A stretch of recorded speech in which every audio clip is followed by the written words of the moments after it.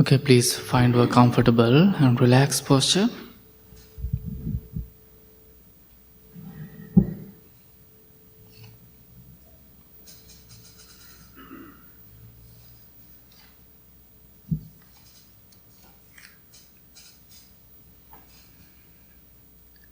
Keep your back straight as much as you can and gently close your eyes.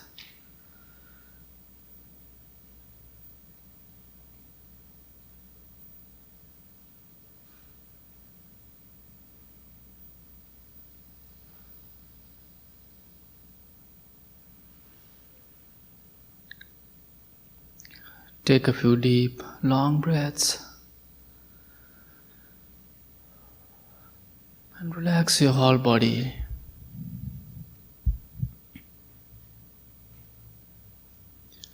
From the top of your head to low of your toes.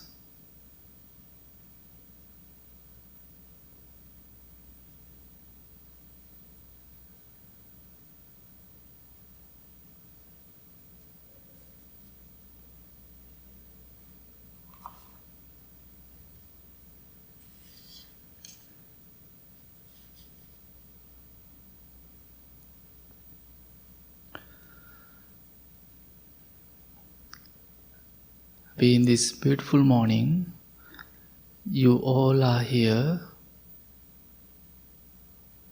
sitting in front of the Buddha as a noble friends, noble community. We are going to practice meditation. You are going to spend peaceful and relaxed time with yourself. Be grateful for this moment, your practice, your dedication. Thinking about gratefulness, it is very powerful.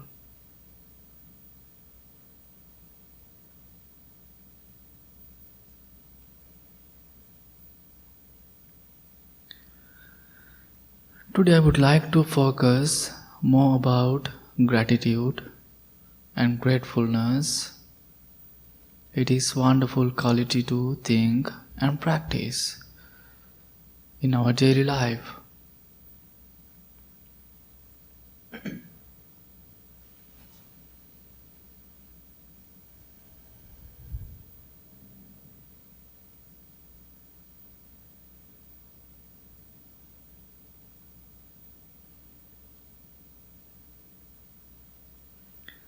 Again, make sure to relax your body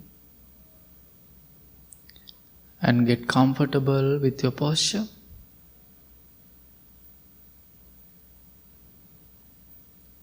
And let's start our practice.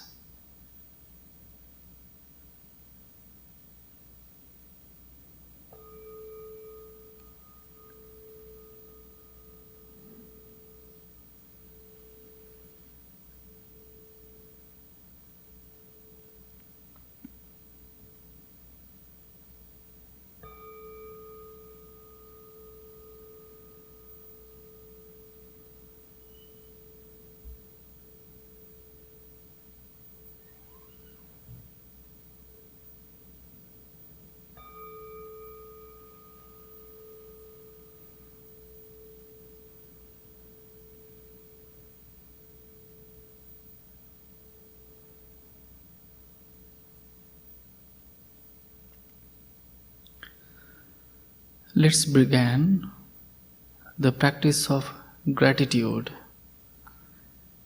by feeling how year after year you have cared for your own life.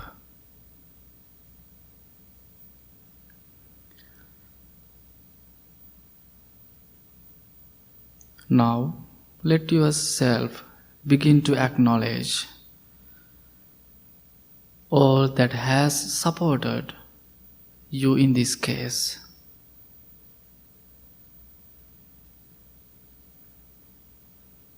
With gratitude, I remember the people, animals, plants, insects, creatures of the sky and sea, air and water,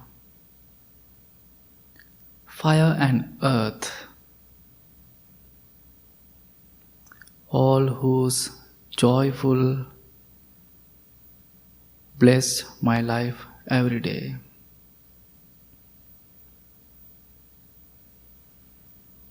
With gratitude, I remember the care and labor of a thousand generations of elders and ancestors who came before me.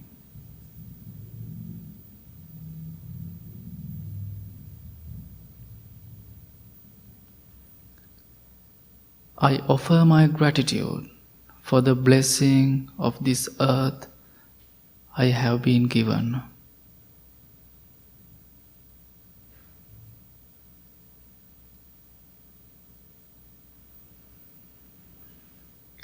I offer my gratitude for the measure of health I have been given.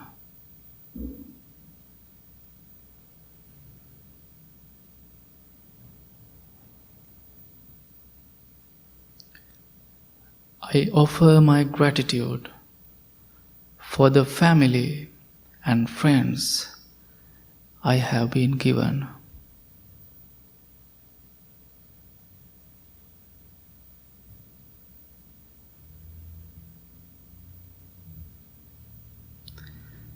I offer my gratitude for the community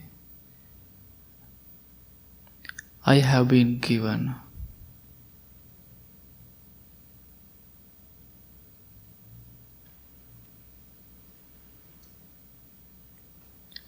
I offer my gratitude for the teachings and lessons I have been given.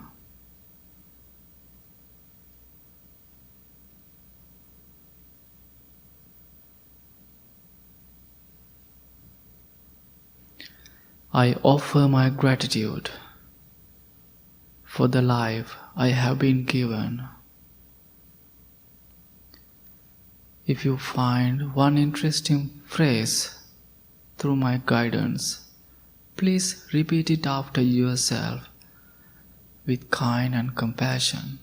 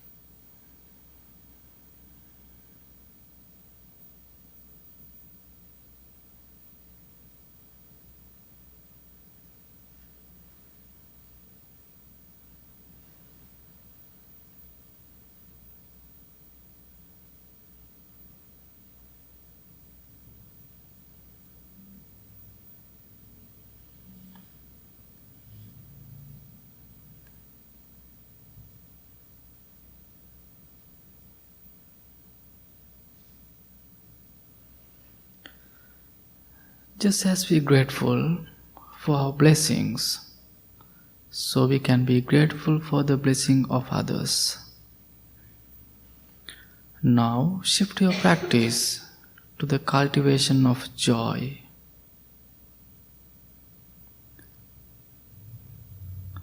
Continue to breathe gently.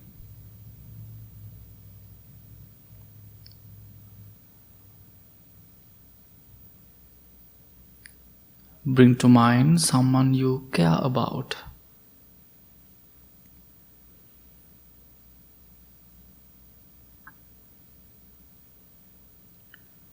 Picture them and feel the natural joy and have for their well-being, happiness, and success.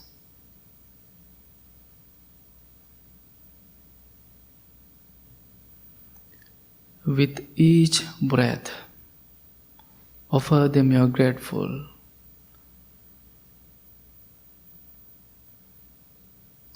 heartfelt wishes.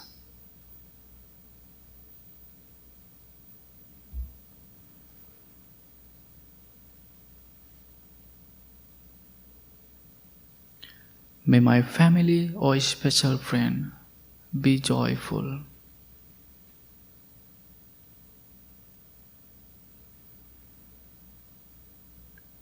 May their happiness increase.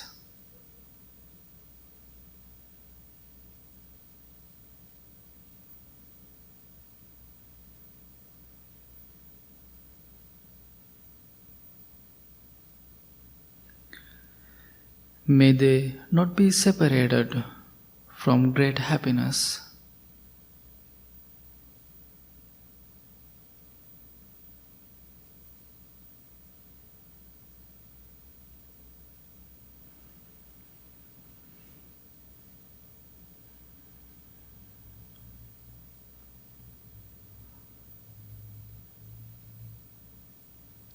Same time you can develop your loving thoughts, your grateful thoughts towards your loved ones, towards all the living beings.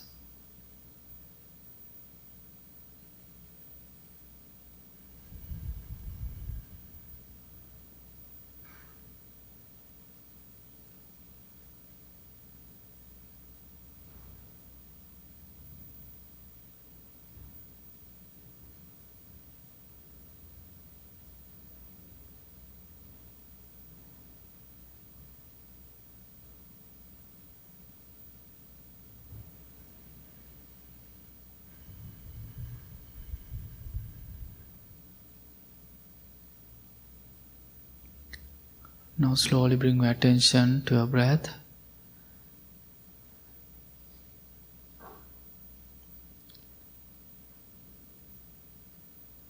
Focus on your inner and outer breath and just allows your body to breathe naturally.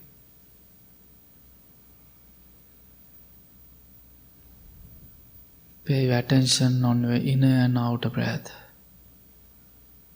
Same time, be grateful for your breath.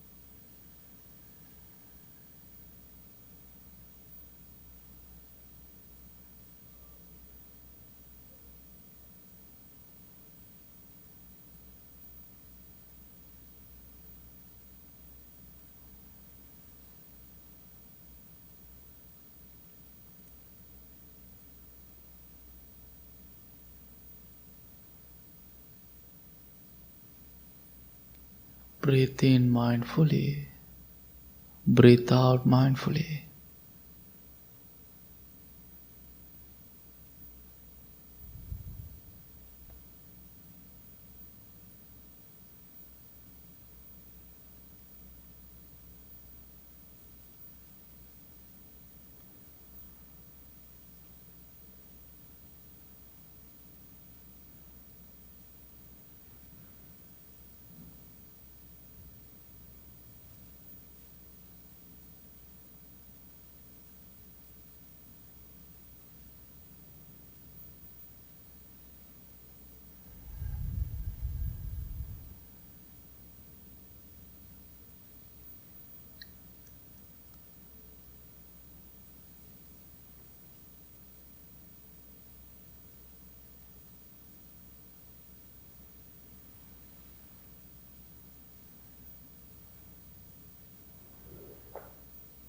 Now please bring your hands together in front of your heart.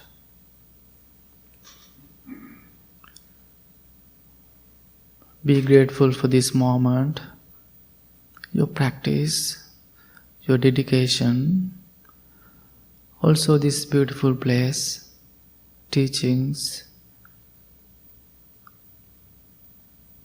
and always make sure to think about gratefulness. Try to apply it to your life. Be happy what you have. And same time, apply this practice to your daily life. Be kind to yourself, be kind to others. May peace be with you. May all the living beings be well, be happy, be peaceful. Thank you so much. Slowly open your eyes. Okay, let's start our chanting practice. Page number 4.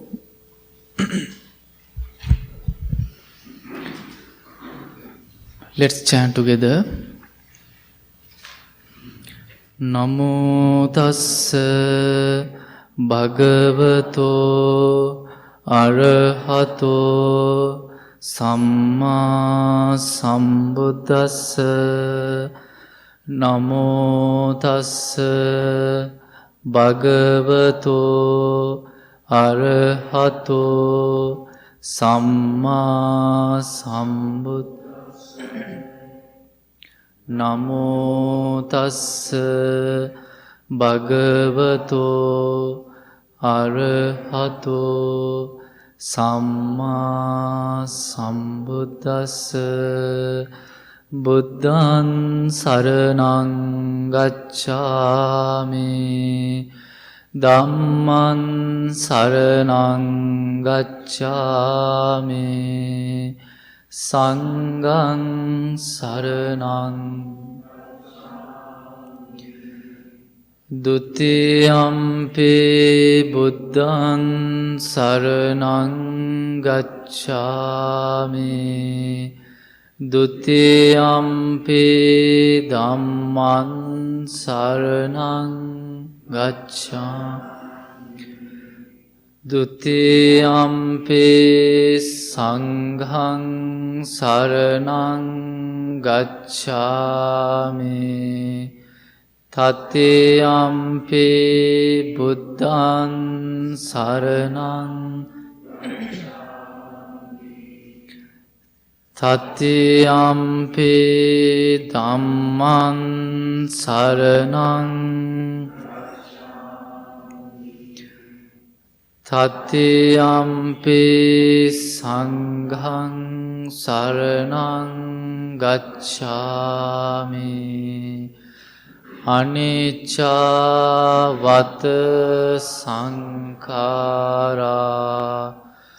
Uppada vaya dhammeno, Uppajjitva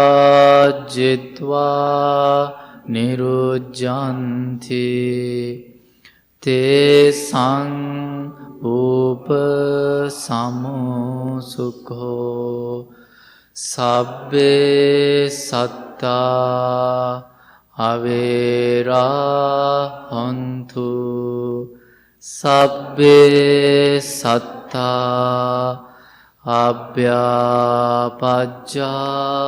hontu, Sabbe satta anigha hontu, Sabbe satta sukhi attanaṃ pariharantu, Mano pubbangama dhamma, Mano settha mano, Manasace paduccena, Bhasati va karoti va.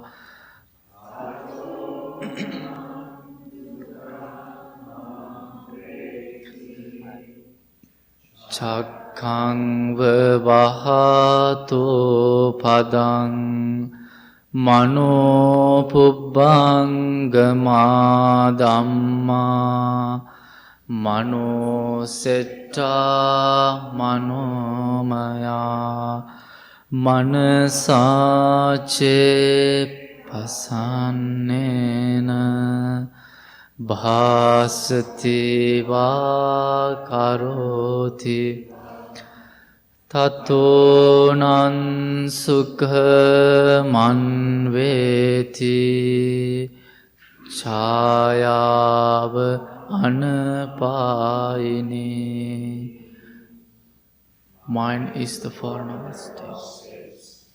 Mind is chief. Mind made other.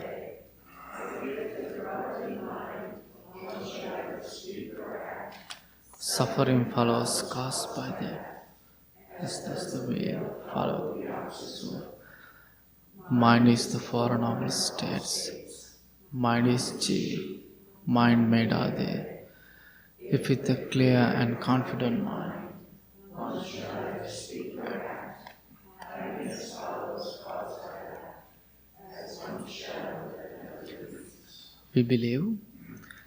We believe in generosity towards others.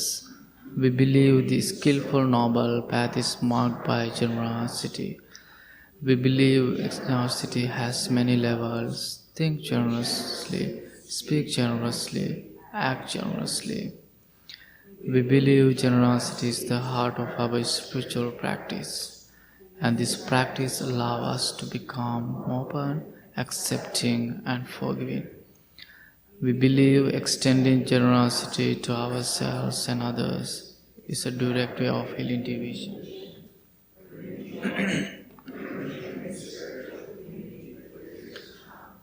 My wish, may I become at all times, both now and forever, a protector for those without protection, a guide for those lost them,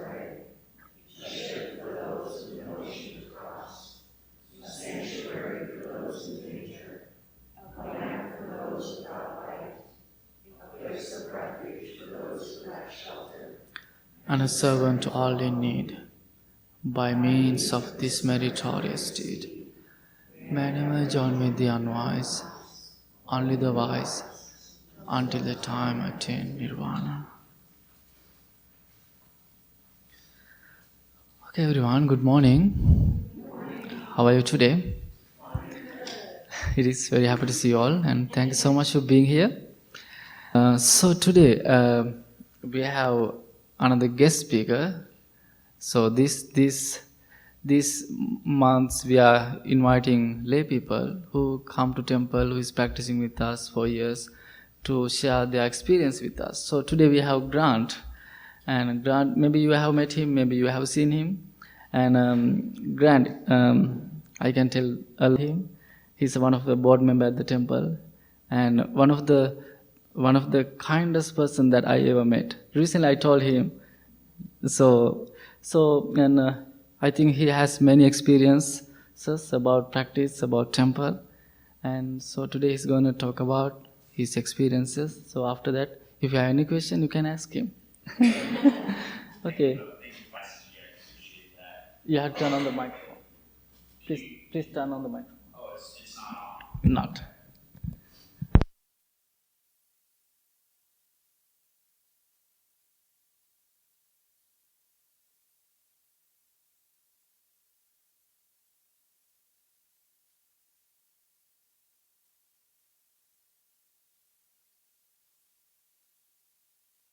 Much. Can everybody hear me? Does it sound like I'm coming through the microphone? Okay, good. All right. So grateful to be here this morning to talk a little bit about my practice and my experience with Buddhism and the Blue Lotus Temple.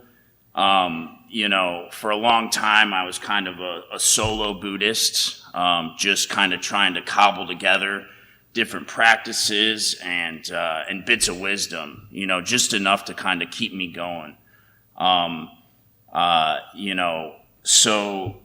But now it's so nice to have found a Sangha and to know what that means. A community of like-minded practitioners that kind of hold me accountable, and you expect to see me every Saturday or every couple Saturdays. And it's so nice to come in here and see the same people and say hi and get to know you, and then have you get to know me in turn. And that's how we create community around this practice.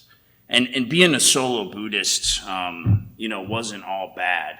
I'm somebody who can run a little bit more on the individual, a little bit more towards the I, is just how my natural temperament is.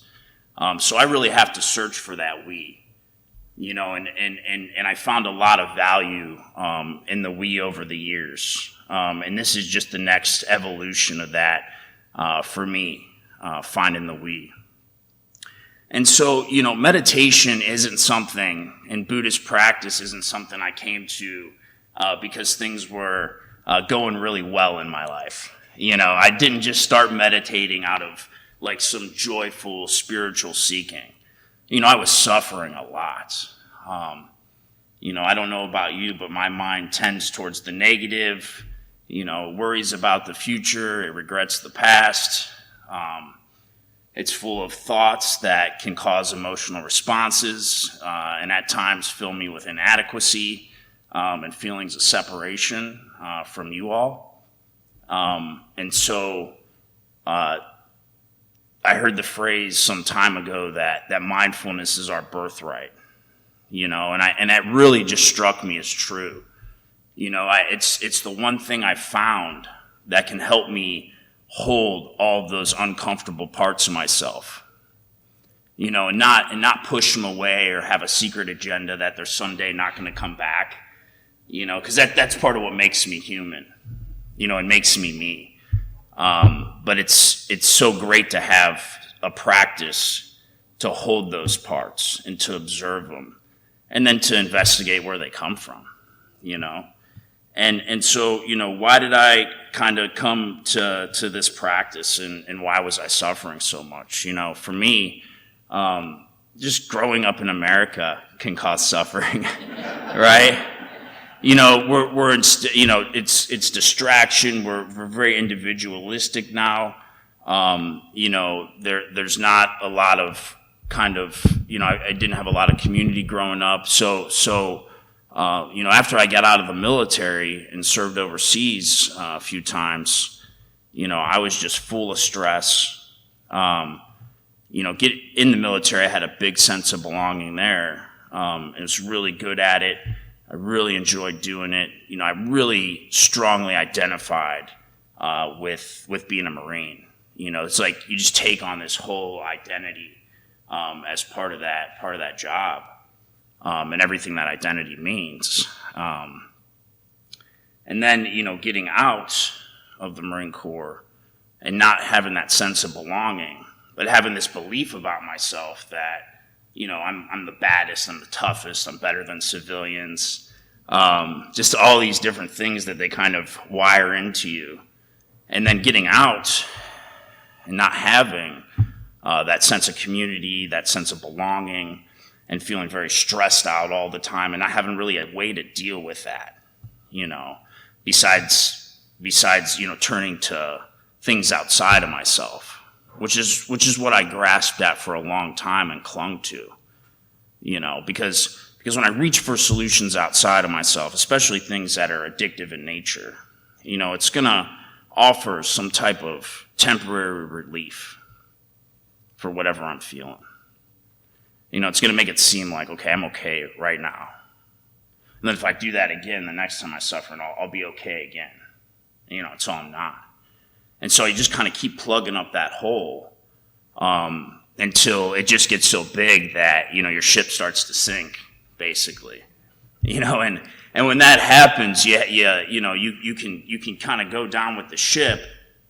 Or if you're fortunate like me, you're going to have people around you that are going to try and point that out to you. I'm not an easy person to point things out to. Okay? So the people around me, it took them many times and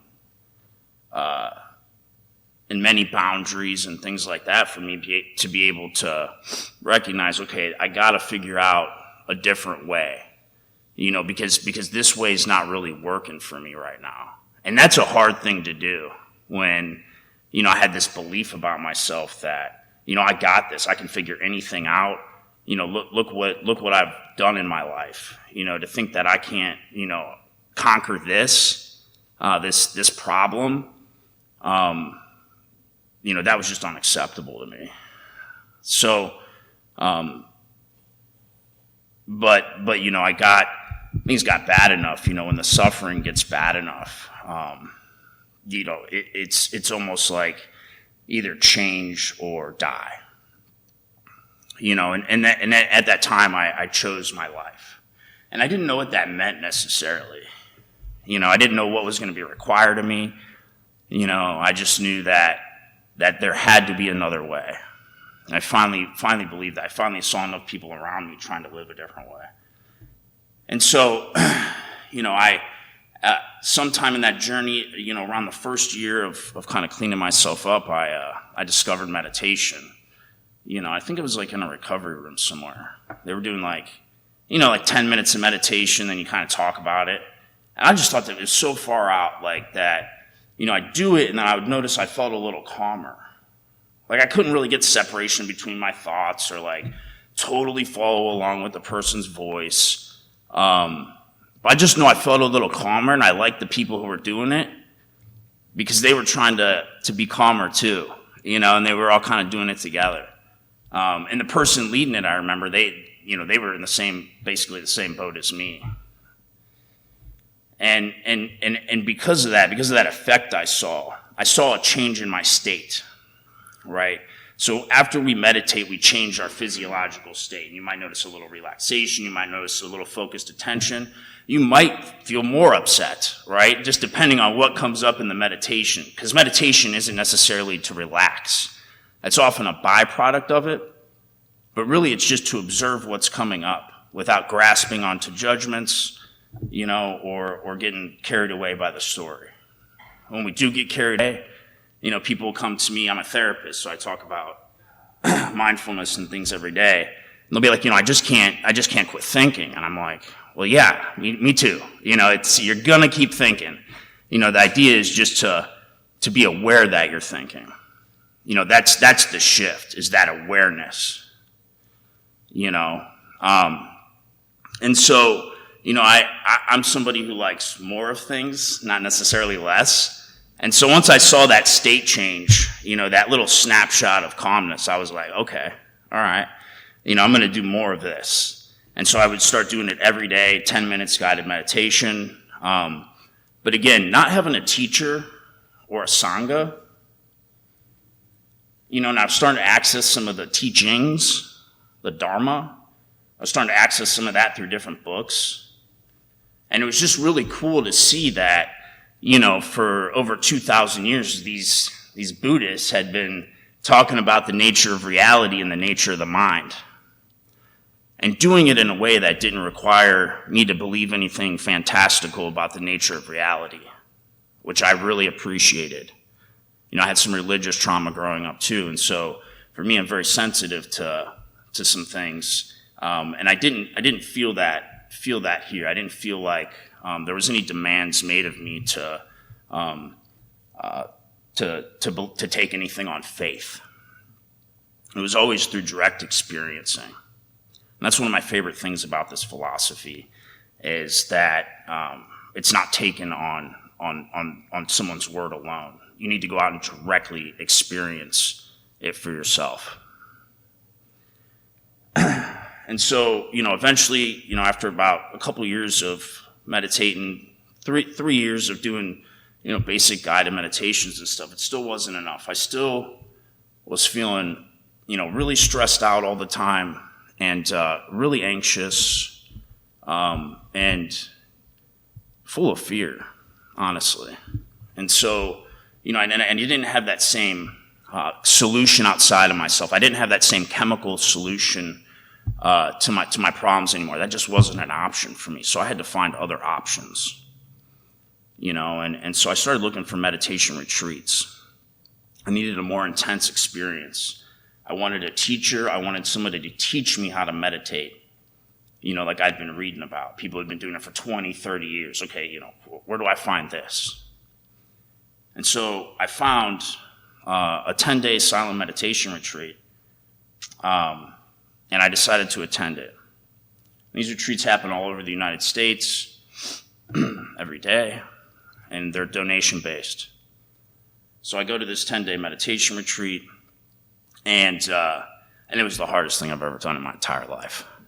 I mean, okay, I wasn't sitting in a chair, because I wanted to be tough. So I sat on a cushion for 10 days, meditated for like 10 to 16 hours a day, and learned the Vipassana meditation technique.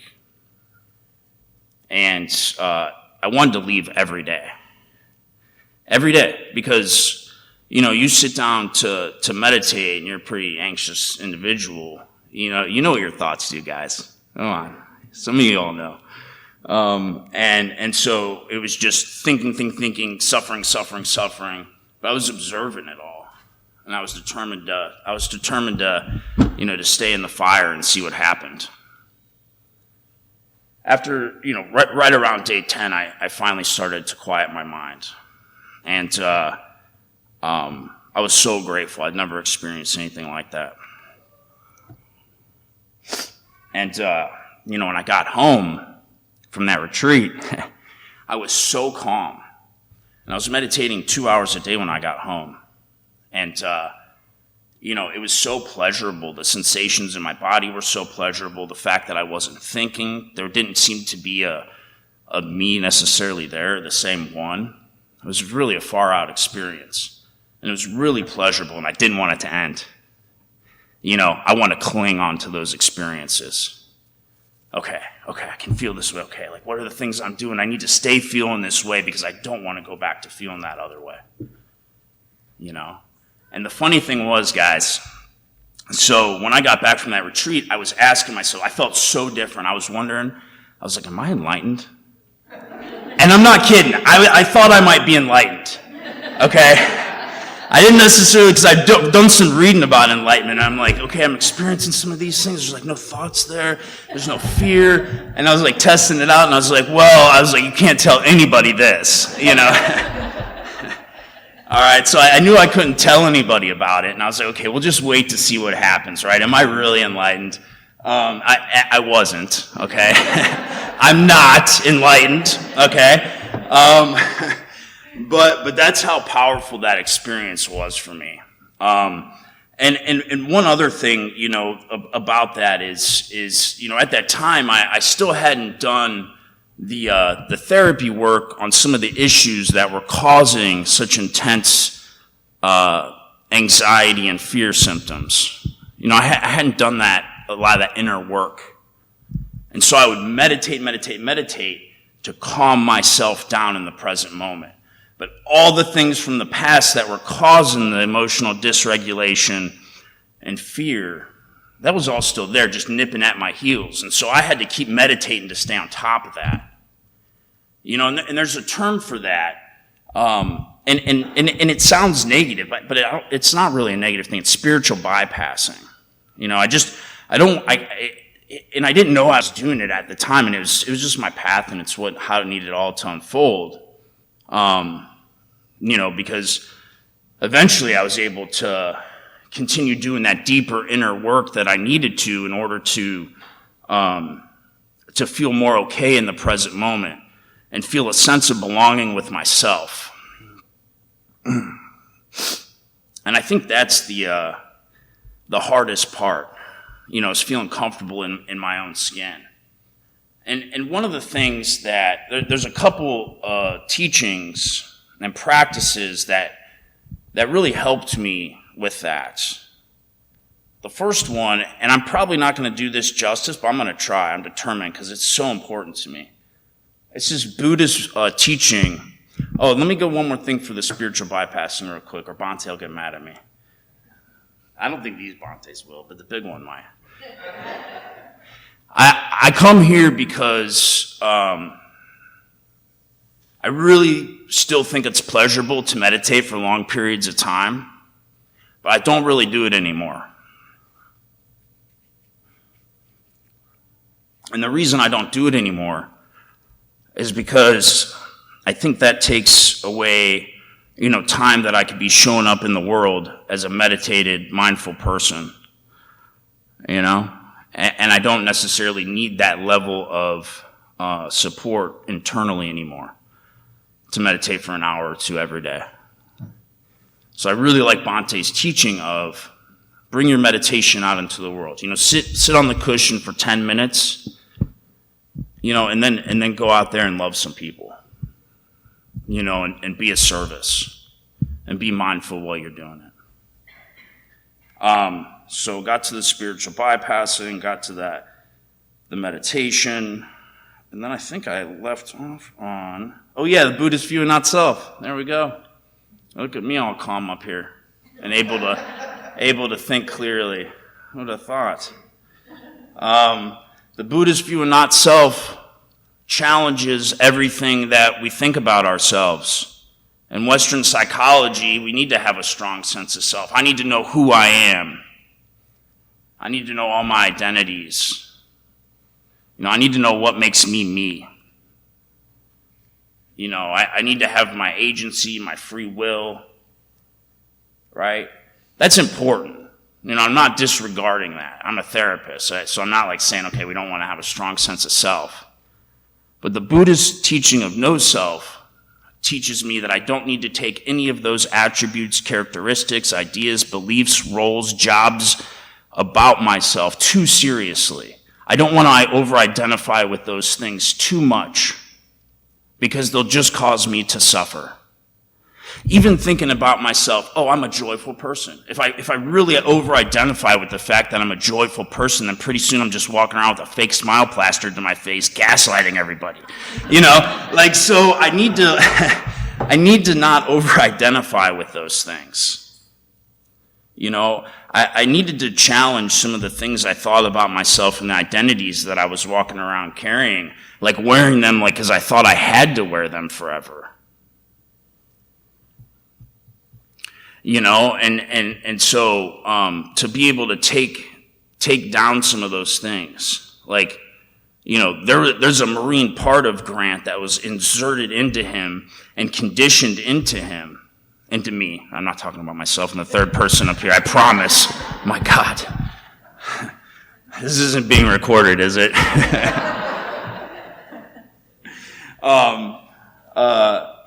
I had to recognize what those identity things were and learn to get some separation from them. All of them. Because who am I? I don't know even where to start with that. Who am I to you right now? Well, I'm a fellow Buddhist practitioner. I'm a member of your Sangha, But even over-identifying with those things can cause me suffering. What I am, I think, is awareness. I'm attention. And there's a lot of things on top of that. But at its base, most kind of reductionist thing, I think that's a lot of what I am. And then I have some type of will where I'm able to direct that attention and focus on the different things, like my breath, I practice, other people, wherever I want to skillfully place it, my life, and just that investigation. Well, what makes up me? And looking at all those different things, right? Because we're a little bit different all the time, especially depending on what situation we're in or who we're in front of. So it's nice to be able to just kind of shift as needed. And that teaching allows me to do that. The other one that I'm going to talk about up here today is self-compassion. I talk about self-compassion so much because it has saved me from kind of a life of cutting myself a million times and just bleeding out, just riding myself mercilessly. Getting out of the Marine Corps, there's it's like an inner drill instructor inside of me, and it's just riding me. It can ride me. It's telling me, demanding things of me. It's telling me what how I'm coming up short, what I should be doing different. But really what it's trying to do is protect me. It's trying to protect me from criticism. It's trying to protect me from all the things that drill instructors could have got me for. And that's really what it is. A lot of these voices serve a protective function within us. They're trying to, all of it has a positive intent of trying to keep us safe. But I had to find, but I don't need to be kept safe like that necessarily anymore. And so I had to find another job for that voice.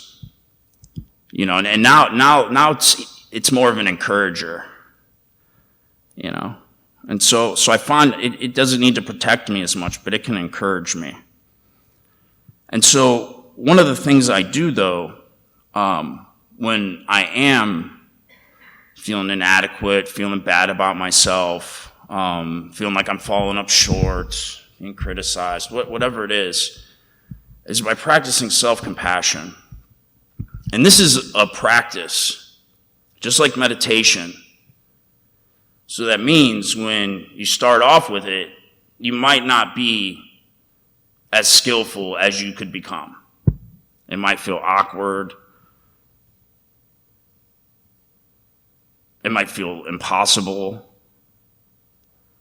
Because we're not taught to relate to ourselves. That's a broad statement. Many of us aren't taught to relate to ourselves with love and kindness. I know I wasn't. And so there's a few steps to self-compassion. There's actually a psychologist, Dr. Kristen Neff.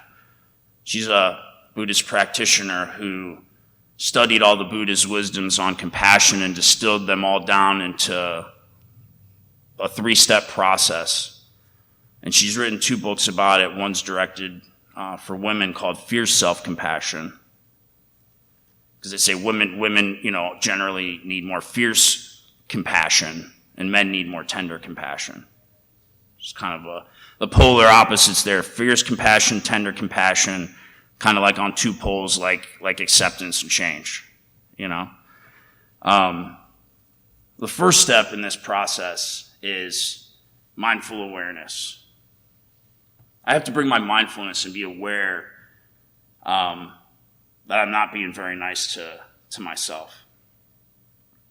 That's always the first step. And there's so many different ways to do it. I'm a little dramatic and I'm a little bit intense. And so I like to kind of just really put my hand on my heart and, get in there with myself. This is a moment of suffering for you. Really recognizing that.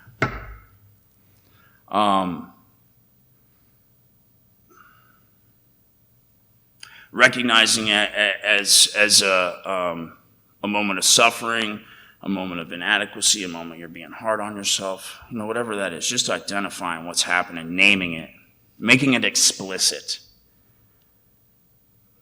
And when I talk to myself, I read this one time, it's like some research study, so that when people talk to themselves, if they use the I word, this is like, not everybody, right? But it's not as effective or resonant if you use the you, right? Like, you are hurting right now versus I am hurting right now. You got to try that on for yourself, okay, and see which one works better for you. And if you take away anything from this, take away that. Is to go practice talking to yourself a little bit and relating to yourself in a different way. And you can also go to selfcompassion.org. They have all the practices on there too. Yeah, isn't it wonderful we have access to that? The second step is common humanity.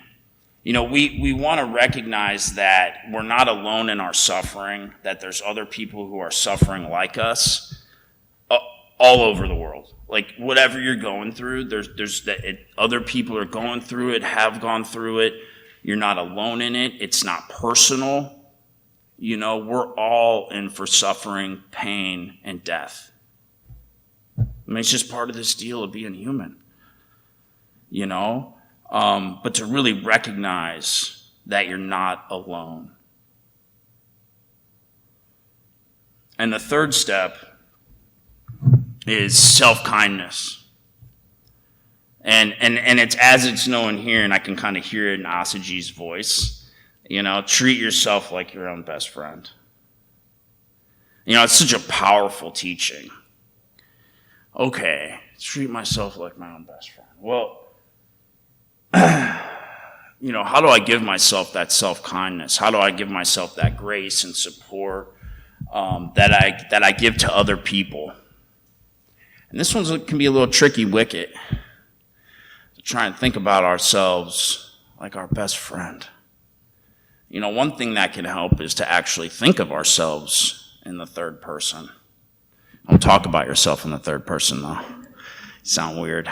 But think about yourself in the third person.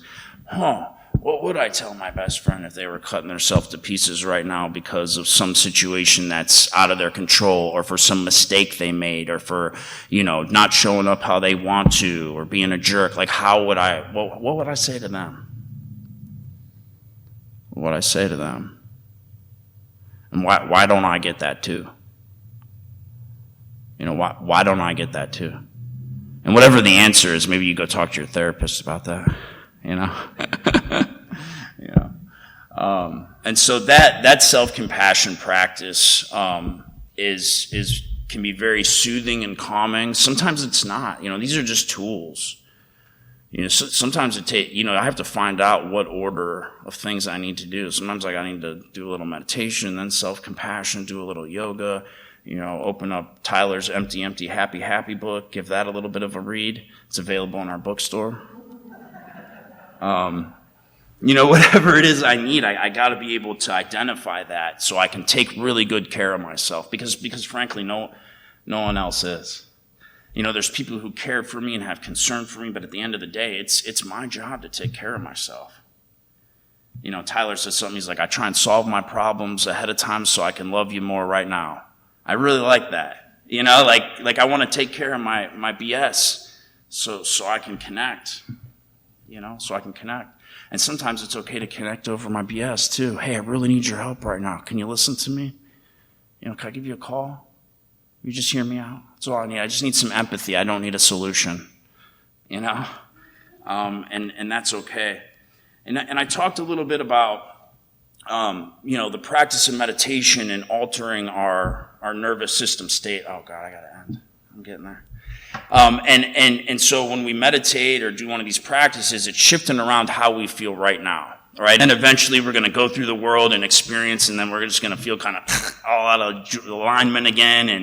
And then go back to our spiritual practice, get back in alignment, get back focused, present, have loving kindness in our hearts, and feel pretty good. The more you do these practices, the longer those states can last. When I first used to meditate, I'd meditate, and then within 5 minutes, I'm just, not even 5 minutes, right? But accessing those states of calmness and present moment focus can last a lot longer. I'm more inclined to catch the stories in my head that are producing these emotional reactions and emotional dysregulation and challenge them. I'm more able to be nice to myself in the moment and catch what things are happening. I'm more familiar with my operating system. I have an ingrained habit of trying to be present. Sometimes I'll catch myself doing it, and I'm like, okay, you gotta let your mind wander. Because it's good to let your just mind wander, especially when I'm mowing the grass or something. It's so healthy. So I gotta catch myself and say, okay, no, just let your mind go. That's what you need right now. And so, those state changes can turn into trait changes. I'm just convinced of that. If I would have stood up here 10 years ago, you'd be like, oh yeah, that's true. That's true for sure. And so, hey guys, or Sangha, this has just been so great to get up here and talk to you about a little bit about my meditation practice, the Buddhist view of not self and taking ourselves so seriously, and kind of who we might be, I don't know who you are. I hope you can find out. And self-compassion. Some of these things have been very impactful for me. And so my hope is that if anything has caught your curiosity, that you can come ask me about it afterwards or go do an investigation on your own. I don't think we have time for questions, right? Yeah, no time for questions today. So I'm going to go ahead and end here. Thank you so much. May you be well, happy, and peaceful.